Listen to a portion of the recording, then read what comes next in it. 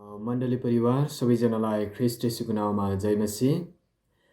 आज बिहानीको वचनको सेवामा तपाईँहरू सबैजनालाई म स्वागत गर्दछु। मलाई आशा छ तपाईँहरू सबैजना ख्रीष्ट येशूमा भरोसा गरेर जिराख्नु भएको छ भन्ने आशा छ।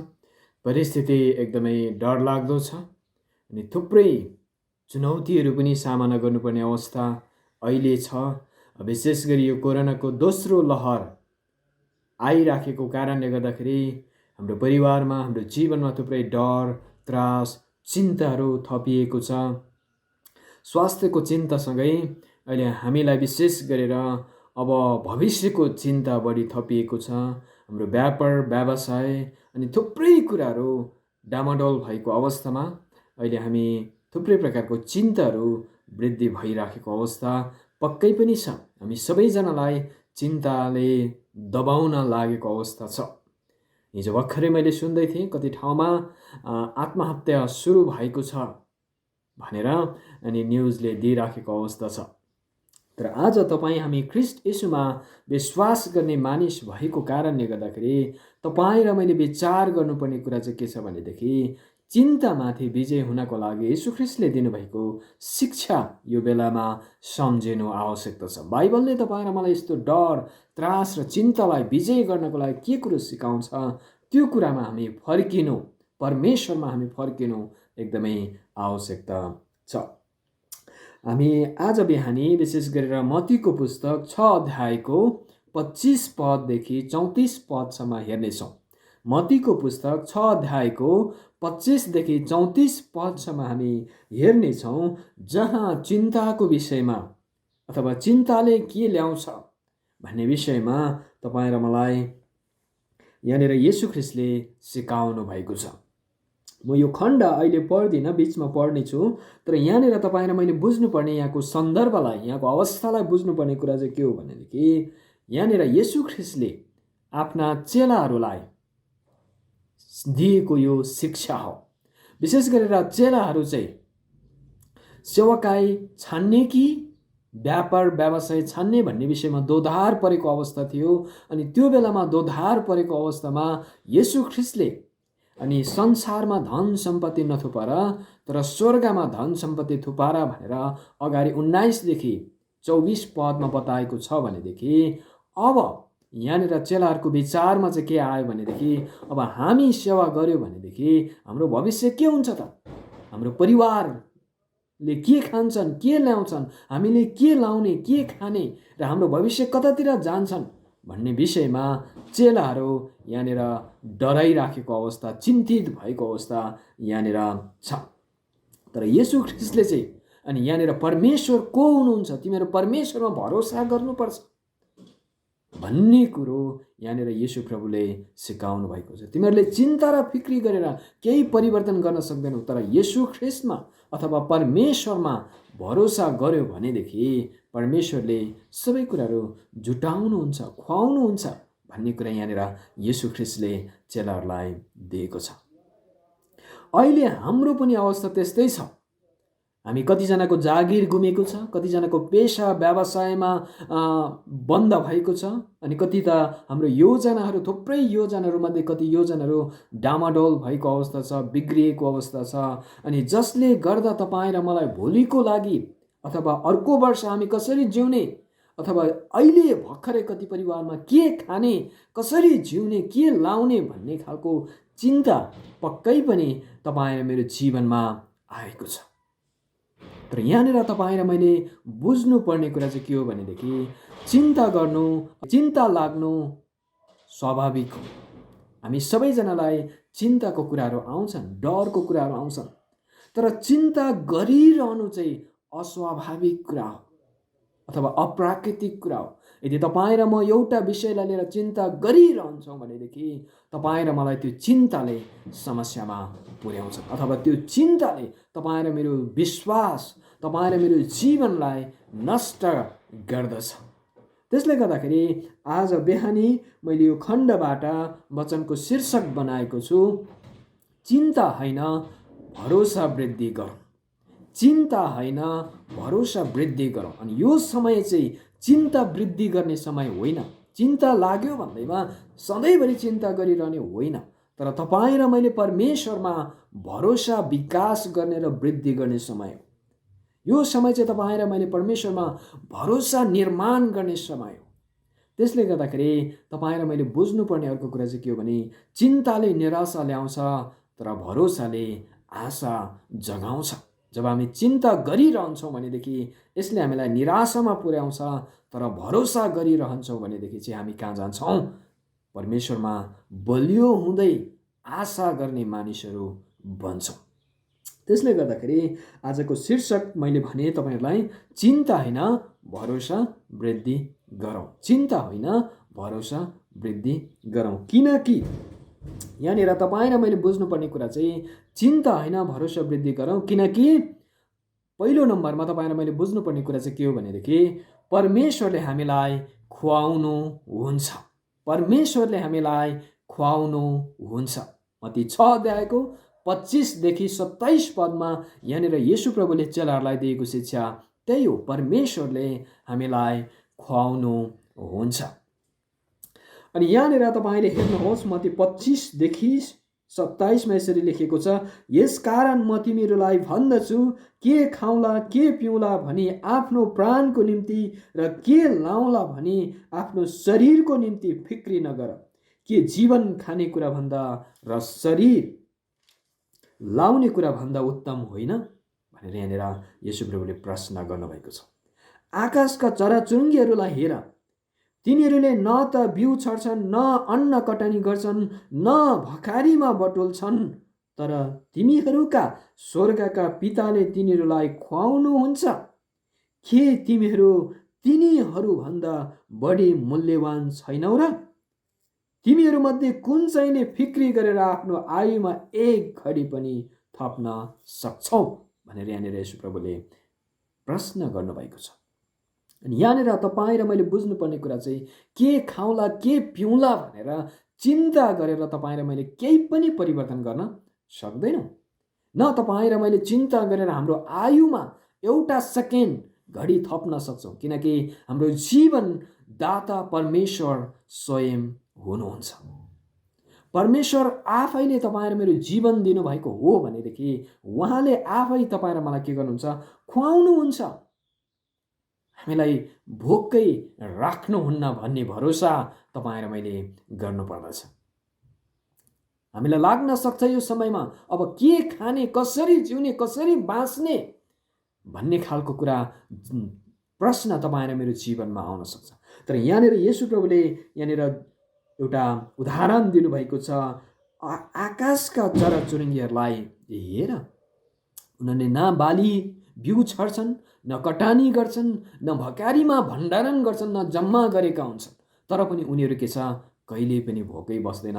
परमेश्वरले उनीहरूलाई खुवाउनुहुन्छ, जुटाउनुहुन्छ भनेदेखि अर्को कुरा यहाँनिर तपाईँले हेर्नुहोस् त, त्यही 26 पदमा तपाईँले हेर्नुहोस् त, के तिमीहरू तिनीहरूभन्दा बढी मूल्यवान छैनौ र?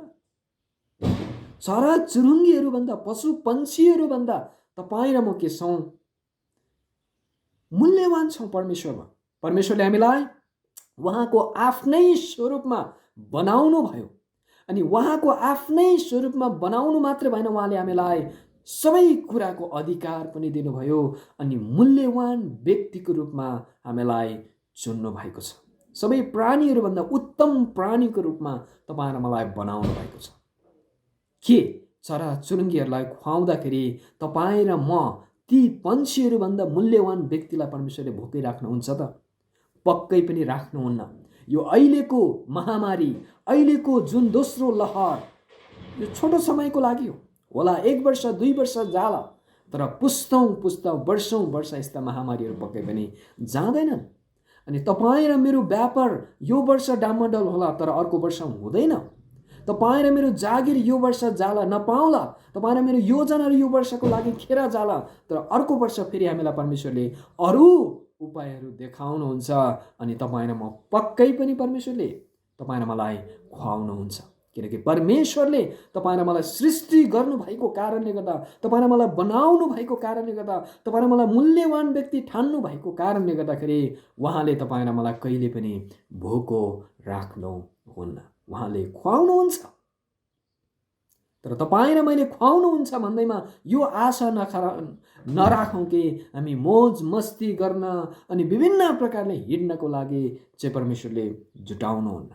तर परमेश्वरले तपाईँ र मेरो पेटलाई चाहिने खानको लागि आवश्यक खानेकुराहरू जसरी भए पनि उहाँले जुटाउनुहुन्छ। चरा चुरुङ्गीलाई उहाँले जुटाउनुहुन्छ भनेदेखि, खुवाउनुहुन्छ भनेदेखि तपाईँ र मलाई पनि परमेश्वरले खुवाउनुहुन्छ। यो परिस्थिति लामो समय जाँदैन, तर तपाईँ र मेरो जीवन लामो छ। तपाईँ र मेरो जीवनमा ठुलो योजना परमेश्वरले राख्नु भएको छ। त्यसले गर्दा जब कष्ट आउँछ, समस्या आउँछ, चुनौतीहरू आउँछ, त्यति बेला हामी निराशालाई वृद्धि गर्ने होइन, तपाईँ र मैले भरोसालाई वृद्धि गर्नुपर्छ। जब खाँचो पर्छ, जब समस्या आउँछ, त्यसपछि हामी परमेश्वरको नजिक जान्छौँ, परमेश्वरलाई खोज्छौँ, परमेश्वरमा भर पर्न चाहन्छौँ। त्यसले गर्दाखेरि यहाँनिर येशू प्रभुले सिकाउनु भएको कुरा पनि त्यही हो कि हामीले यो समयमा, यो परिस्थितिमा चिन्ताको अथवा चाहिँ चिन्तालाई वृद्धि गर्ने होइन, भरोसालाई वृद्धि गरौँ। चिन्तालाई वृद्धि गर्ने होइन, भरोसालाई वृद्धि गरौँ। किनकि चिन्ताले निराशा ल्याउँछ, तर भरोसाले आशा जगाउँछ। चिन्ताले निराशा ल्याउँछ, तर भरोसाले आशा जगाउँछ। परमेश्वरले तपाईँ र मलाई खुवाउनुहुन्छ। पहिलो कुरा हामीले यहाँबाट सिकेका छौँ कि चिन्ता होइन, भरोसा वृद्धि गरौँ भन्ने विषयमा हामीले पहिलो कुरा हेरिसक्यौँ। किनकि परमेश्वरले हामीलाई खुवाउनुहुन्छ भन्ने कुरा अब हामीले सिकिसकेका छौँ। र दोस्रो कुरा चाहिँ के हो त भन्दाखेरि हामी 28 देखि 30 पदमा त्यो कुरा पाउँछौँ। अनि त्यहाँनिर तपाईँ र मैले सिक्नुपर्ने कुरा चाहिँ के हो भनेदेखि परमेश्वरले हामीलाई पहिराउनुहुन्छ। परमेश्वरले हामीलाई पहिराउनुहुन्छ। पहिलो आवश्यकता मानिसको खानु र पिउनु हो भनेदेखि मानिसको दोस्रो आवश्यकता चाहिँ के हो? आधारभूत आवश्यकता चाहिँ के हो? हामीलाई लुगा फाटोको पहिराउने कुरा यहाँनिर परमेश्वरले गर्नुभएको छ। पहिलो आधारभूत खानेकुरा, दोस्रो आधारभूत लाउने कुरा अथवा चाहिँ ओढ्ने कुराको कुरा त्यहाँनिर छ। अनि 28 देखि 30 पदमा त्यो आधारभूत आवश्यकता पनि परमेश्वरले के गर्नुहुन्छ? पुरा गर्नुहुन्छ। यहाँ यसरी लेखेको छ, अनि लुगा फाटाका निम्ति तिमीहरू किन फिक्री गर्दछौ? मैदानका लिली फुललाई हेर, ती कसरी बढ्दछन्। तिनले न परिश्रम गर्छन् न धागो काट्छन्, तर म तिमीहरूलाई भन्दछु सोलोमन राजा पनि आफ्ना सारा वैभवमा तिनीहरू मध्ये एउटा जति विभूषित थिएनन्। आज हुने र भोलि आगोमा फालिने घाँसलाई परमेश्वरले यसरी पहिराउनुहुन्छ भने ए अल्पविश्वासी हो, के तिमीहरूलाई झन बढी उहाँले पहिराउनु हुने छैन र भनेर यहाँनिर प्रश्न गरिएको छ। अब यहाँनिर अर्को उदाहरण चाहिँ येशू प्रभुले लिली फुलको एउटा उदाहरण दिनुभएको छ। लिली फुल एउटा ऋतुमा फुल्छन् अनि अर्को ऋतुमा यो के गर्छन्? ओइलाउँछन्, सुक्छन् अनि घाँस बन्छन् र आगोमा के गर्छन्? फालिन्छन्। अनि यहाँनिर तपाईँ र मैले बुझ्नुपर्ने कुरा चाहिँ के हो भनेदेखि अब लिली फुललाई त परमेश्वरले सुन्दर प्रकारले विभिन्न प्रकारले पहिराउनुहुन्छ, एउटा सुन्दर बनाउनुहुन्छ भनेदेखि के तपाईँ र मलाई परमेश्वरले नाङ्गै राख्नु होला त? यहाँनिर प्रश्न गरेको छ, ए अल्पविश्वासी हो, के तिमीहरूलाई झन बढी उहाँले पहिराउनु हुने छैन र भनेर प्रश्न गरेको छ। भन्नुको अर्थ चाहिँ परमेश्वरले तपाईँ र मलाई पनि के गर्नुहुन्छ? पहिराउनुहुन्छ। अर्थात् नाङ्गो राख्नुहुन्न। तपाईँ र मलाई लाउने कुरा, ओढ्ने कुराको खाँचो परमेश्वरले बनाउनुहुन्न अथवा त्यो अवस्थामा पुर्याउनुहुन्न। परिस्थिति जस्तो सुकै होस्, तर परमेश्वर तपाईँ र मेरो वास्ता गर्नुहुन्छ। अनि कतिचोटि तपाईँ र मलाई लाग्न सक्छ जब परिस्थितिहरू अप्ठ्यारो बन्छ, त्यसपछि अब के खाने, के लाउने, कसरी जिउने, यो प्रश्न तपाईँ र मेरो दिमागमा, अनि जब यो प्रश्न गरिरहन्छौँ अनि यसले तपाईँ र मलाई चिन्ता बढाउँछ अनि चिन्ता सँगसँगै निराशा पनि बढ्दै जान्छ। तर यहाँनिर तपाईँ र मैले बुझ्नुपर्ने कुरा चाहिँ के हो भनेदेखि सोलोमनको उदाहरण दिएको छ। सोलोमन ज्ञानमा, बुद्धिमा अनि धन सम्पत्तिमा एकदमै पोख्त अनि त्यति ठुलो वैभव भएको मान्छे।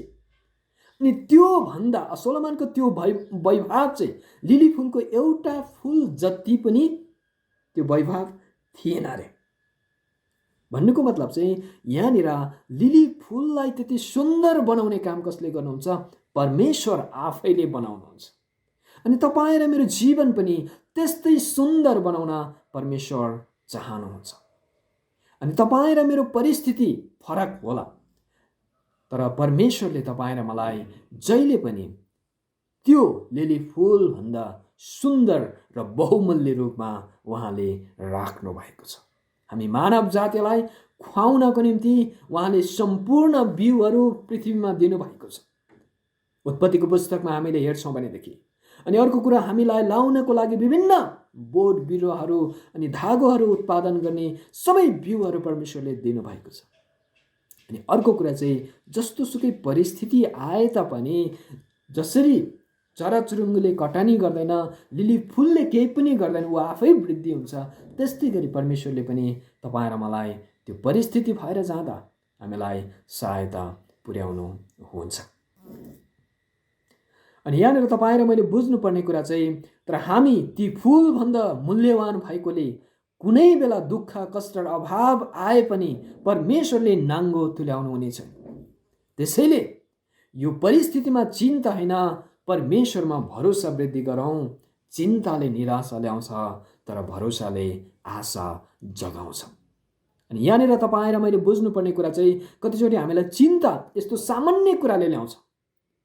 कतिचोटि हामीले पैसा कमाएर, यो व्यापार गरेर, जागिर खाएर यस्तो लुगा किन्छु, यस्तो ठाउँमा जान्छु, यो गर्छु, यो बनाउँछु, त्यो गर्छु, फल्नालाई देखाउनु छ, फल्नाको सेखी झार्नु छ, फल्नाको अगाडि यो गर्नु छ भन्ने खालको सोच कतिचोटि तपाईँ र मेरो जीवनमा आउँछ।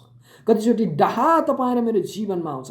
फल्नाले यति हजारको लुगा लगाए, मैले पनि यति हजारको लाउनुपर्छ, उसको भन्दा मेरो बढी हुनुपर्छ, राम्रो हुनुपर्छ भन्ने खालको सोचले गर्दाखेरि कतिचोटि तपाईँ र मलाई बढी तनाव हुने, बढी चिन्ता हुने, अथवा कतिजनालाई भनिसकेका हुन्छौँ यो महिनाको स्यालेरी आइसकेपछि म यस्तो लुगा किन्छु, यस्तो जुत्ता किन्छु भनेर तपाईँले योजना बनाउनु भएको थियो होला। अनि जसले गर्दाखेरि त्यो योजना सिद्धिने बित्तिकै तपाईँलाई के हुन सक्छ? निराशा आउन सक्छ, चिन्ता बढ्न सक्छ। तर तपाईँ र मैले बुझ्नुपर्ने कुरा चाहिँ, हाम्रो आवश्यकता अरूलाई देखाउनको निम्ति, अरूको सेकी झार्नको निम्ति, अरूको डाहा गर्नको निम्ति होइन। परमेश्वरले तपाईँ र मलाई खाली नाङ्गो राख्नुहुन्न। हाम्रो आवश्यकता पनि त्यही हो, हामी नाङ्गो बस्नु राम्रो होइन। परमेश्वरले त्यो हाम्रो नग्नता ढाक्नको लागि हामीलाई पहिराउनु हुन्छ। अनि हाम्रो भोकको पेट नराख्नको लागि उहाँले हामीलाई के गर्नुहुन्छ? खुवाउनुहुन्छ। मोज मस्ती गर्नको लागि, अरूलाई देखाउनको लागि, फेसबुकमा फोटो हाल्नको लागि परमेश्वरले जुटाउने होइन, तर तपाईँ र मलाई भोको पेट पुरा गर्नको लागि जुनसुकै परिस्थितिमा पनि जुटाउनुहुन्छ।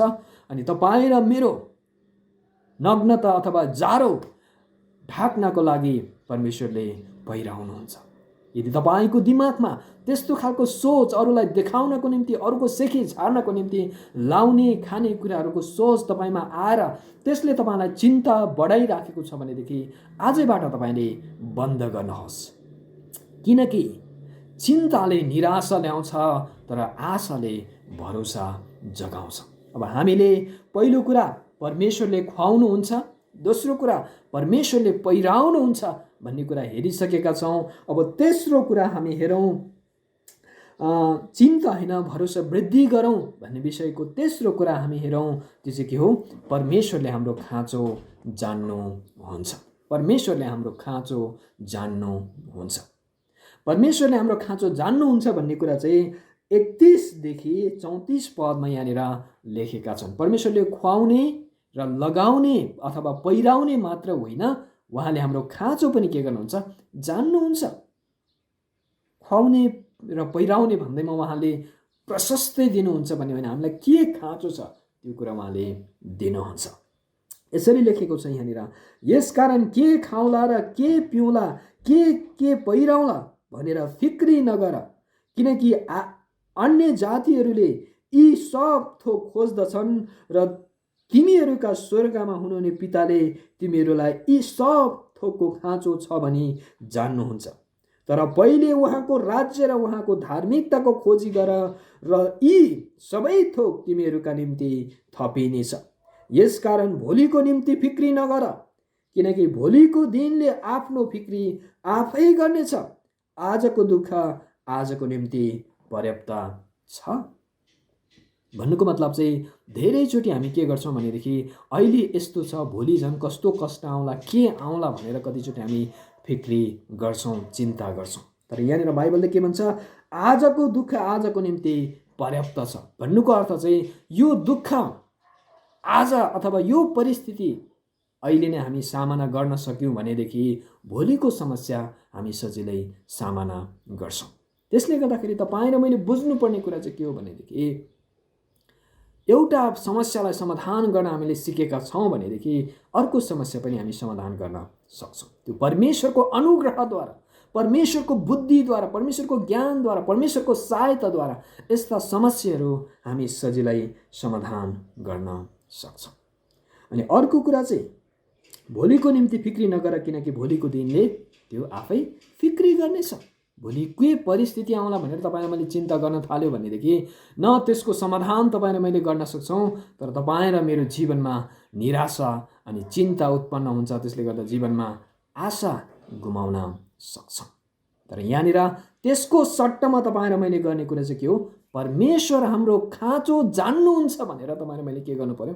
भरोसा गर्नु पर्यो। चिन्ता गर्नुको सट्टा परमेश्वर खुवाउने र प्याउने मात्र नभएर उहाँ हाम्रो खाँचो वा परिस्थिति पनि जान्नुहुने सर्वज्ञानी परमेश्वर हुनुहुन्छ। सर्वज्ञानी, सबै कुराको ज्ञान भएको, सबै कुरा थाहा पाउन सक्ने परमेश्वर उहाँ हुनुहुन्छ।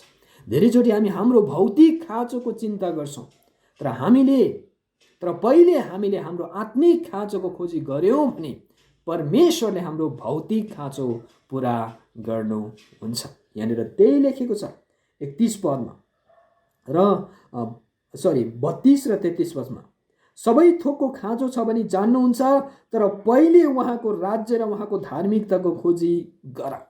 अनि हाम्रो काम चाहिँ पहिलो के हो? उहाँको धार्मिकता र उहाँको राज्यको खोजी गर्ने काम हो, हाम्रो जिम्मेवारी। अनि हाम्रो खाँचो के हो? त्यो त उहाँले जान्नुहुन्छ। हाम्रो आत्मिक खाँचो, हाम्रो भौतिक खाँचो र हाम्रो स्वास्थ्य सुरक्षाको खाँचो अहिले हामीलाई छ। तर त्यो कुराहरू यदि हामीले आत्मिक खाँचो हामीमा पुरा भएको छ भनेदेखि त्यो कुराहरू परमेश्वरले जुटाउनुहुन्छ। यदि हाम्रो आत्माले हाम्रो परमेश्वर खुवाउने र पहिराउने परमेश्वर हो भनी भरोसा गरेका छौँ भने हामी यो बारेमा चिन्ता गर्दैनौँ।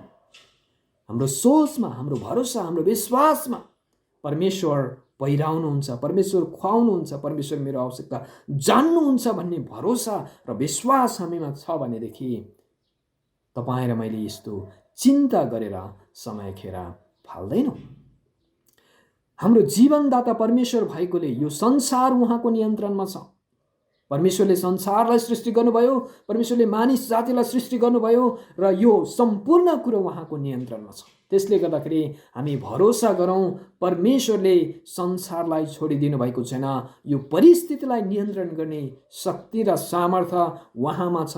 त्यसले गर्दाखेरि हामीलाई के हुँदैछ, हाम्रो खाँचो के हो, त्यो उहाँ जान्नुहुन्छ।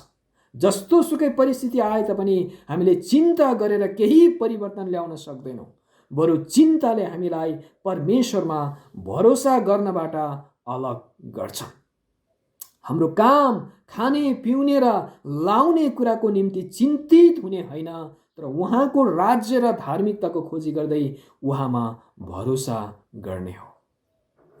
तर उहाँको राज्य धार्मिकताको खोजी गर्दै उहाँमा भरोसा गर्ने हो। त्यसैले यो परिस्थितिमा चिन्ता होइन, परमेश्वरमा भरोसाको वृद्धि गरौँ। यो परिस्थितिमा चिन्ता होइन, परमेश्वरमा भरोसाको वृद्धि गरौँ। चिन्ताले निराशा ल्याउँछ, तर भरोसाले आशा जगाउँछ। चिन्ताले निराशा ल्याउँछ, तर भरोसाले आशा जगाउँछ। अन्तमा यो परिस्थितिमा चिन्ता होइन, परमेश्वरमा भरोसाको वृद्धि गरौँ। चिन्ताले निराशा ल्याउँछ, तर भरोसाले आशा जगाउँछ। त्यसैले चिन्ता होइन, परमेश्वरले हामीलाई खुवाउनुहुन्छ, पहिराउनुहुन्छ र हाम्रो खाँचो जान्नुहुन्छ भने भरोसाको वृद्धि गरौँ। यस्तो सोच वा भरोसाले तपाईँको जीवनमा जस्तोसुकै खाँचो र समस्या भए तापनि त्यसमाथि विजय हुन सहायता गर्दछ। अनि आज यो परिस्थितिमाथि विजय हुनको लागि तपाईँ र मैले येशू ख्रीष्टले सिकाउनु भएको शिक्षालाई हामीले हेरौँ। चिन्ता गरेर तपाईँ र मैले केही परिवर्तन गर्न सक्दैनौँ। तपाईँ र मलाई नष्ट गर्छौँ, रोगी बनाउँछौँ, निराशामा लान्छौँ। तर भरोसा गर्नाले तपाईँ र मलाई बलियो र आशा जगाउने मानिस बनाउँदछ। अनि बाइबलले त्यही कुरा भन्छ, तपाईँ र मैले परमेश्वरमा भरोसा गर्नु किन आवश्यकता छ त भन्दाखेरि उहाँ खुवाउनु हुने परमेश्वर हुनुहुन्छ, उहाँ पहिराउनु हुने परमेश्वर हुनुहुन्छ, अनि उहाँ हाम्रो खाँचो जान्नुहुने परमेश्वर हुनुहुन्छ। परमेश्वरले तपाईँहरू सबैजनालाई परमेश्वरले खुवाउनु भएको होस्, पहिराउनु भएको होस्, अनि सबैको खाँचो उहाँले जानेर परिपूर्ति गरिदिनु भएको होस् भनी म प्रार्थना तपाईँहरूको निम्ति गरिरहनेछु। र हामी यो परिस्थितिमा सुरक्षित रहौँ र विशेष गरेर परमेश्वरमा भरोसा गर्न अलिकता पनि नछोडौँ। परमेश्वरले तपाईँहरू सबैजनालाई सुरक्षा दिनुभएको होस्। धन्यवाद। जय मसीह मण्डली परिवारलाई आज 2078 वैशाख 18 गते शनिबारको आराधना सेवामा यहाँहरू सबैजनालाई म स्वागत गर्न चाहन्छु। र विशेष गरिकन आजको वचन बोल्नुहुने प्रभुको दास पास्टर भाइ नकुललाई धन्यवाद छ। समय सापेक्ष अनुसारको प्रभुको वचन उहाँले मण्डली तपाईँ हामीलाई दिइकन उहाँले उत्साह दिनुभएको छ अनि प्रभुले आफ्नो दासलाई आशिष दिनुभएको होस्। आज बिहान हामीले सुन्दै थियौँ मत्तीको पुस्तक 6 अध्यायको 25 देखि 34 पदसम्म, चिन्ता होइन भरोसा वृद्धि गरौँ। एकदमै राम्रो टपिक छ, चिन्ता होइन भरोसा वृद्धि गरौँ भन्ने विषयमा हामीले सुन्दै थियौँ। र 3वटा बुदामा रहेर बोल्दै हुनुहुन्थ्यो भाइले। परमेश्वरले हामीलाई खुवाउनुहुन्छ, परमेश्वरले हामीलाई खुवाउनुहुन्छ पहिलो बुदा, र दोस्रो बुदा परमेश्वरले हामीलाई पहिराउनुहुन्छ, परमेश्वरले हामीलाई पहिराउनुहुन्छ र परमेश्वरले नै हामीलाई जान्नुहुन्छ भन्ने विषयमा, यो 3वटा विषयमा हामीलाई उत्साह दिँदै हुनुहुन्थ्यो अनि प्रभुले उहाँलाई आशिष दिनुभएको होस्। हुन्छ, हामी प्रार्थना गरौँ। आउनुहोस् हामी प्रार्थना गरौँ। परमेश्वर पिता, तपाईलाई बिहानी विशेष गरिकन धन्यवाद दिन्छौं। विषम परिस्थितिको बावजुदमा पनि हामी घर घरमा तपाई प्रभुको आराधना र प्रशंसा गरिरहेका छौं। हामीलाई कुनै पनि कुराले तपाईको आराधना गर्नलाई कुनै पनि कुराले र परिस्थितिले हामीलाई रोक्नु र छेक्नु सक्दैन। यसकारण गर्दा हामी यहाँनिर छौं। प्रभु, हामी तपाईलाई धन्यवाद दिन्छौं। अहिले एक प्रकारले मानिसहरूले चिन्ता र फिक्री गरिरहेका छन्, तर तपाईको वचनले भन्दछ चिन्ता र फिक्रीले हामीले केही पनि गर्न सक्दैनौं। न हाम्रो उमेरलाई हामीले बढाउन सक्छौं, आयुलाई लम्बाउन सक्छौं, न कालोलाई सेतो न सेतोलाई कालो, केही पनि हामी गर्न सक्दैनौं। सबै तपाई परम प्रभुमा नै छ र हामी प्रार्थना गर्दछौं चिन्ता होइन तर भरोसालाई वृद्धि गरौं भन्ने विषयमा हामीले यस बिहानी सुन्दै थियौं। हामीलाई जान्ने परमेश्वर, हामीलाई खुवाउने परमेश्वर, हामीलाई पहिराउने परमेश्वर हाम्रो साथमा हुनुहुन्छ। तपाईमाथि भरोसा गर्न आज तपाईले हामीलाई सिकाउनुहोस्। पवित्र आत्मा, तपाईले हामीलाई उचित प्रकारको सल्लाह दिनुहोस्। जसरी अहिले यो कोरोनाको दोस्रो लहरले गर्दा विश्वव्यापी आक्रान्त भएको छ, एउटा भयावह उत्पन्न भएको छ, मानिसहरू चिन्तित छन्, डरले त्रासले भयभीत छन् र पनि हामी तपाईँ परमेश्वरमा हेर्दछौं र भरोसा गर्दछौं हाम्रो साथमा तपाईँ हुनुहुन्छ भनिकन। प्रभु, हामीलाई खुवाउने, हामीलाई जान्ने, हामीलाई पहिराउने, हाम्रो साथमा हुनुहुन्छ भन्ने कुरो तपाईमाथि भरोसा गर्नलाई सबै मण्डली परिवारलाई तपाईँ प्रभुले नै सहायता गर्नुहोस्। धन्यवाद दिन्छु देश विदेशमा भएका दाजुभाइ दिदीबहिनीलाई यति बेला सुरक्षा रहनको निम्ति तपाईँले सहायता गर्नुहोस्।